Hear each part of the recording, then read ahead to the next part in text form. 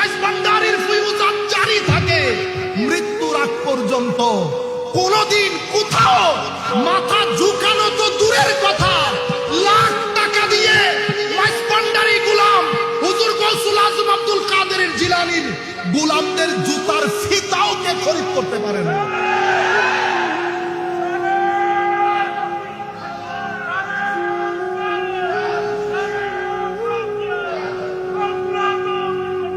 হুজুর আলী কাররামাল্লাহু ওয়াজহাহুল করিম বলছে, মোহাম্মত করেও বাতুলতার দিকে চলে গেছে। তারা খুলাফায়ে রাশেদা সম্পর্কে যে আকীদা পোষণ করে সেটা আমাদের কল্পনা জল্পনার তো বাইরে। এটা সুস্থ মানুষ, মন মানসিকতার লোক জবানেও আনতে পারবে না।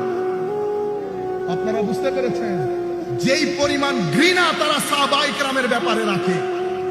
সুতরাং এই আকীদার সাথে একজন সাধারণ মুসলমানের সাথে দূর দূর পর্যন্ত কোনো সম্পর্ক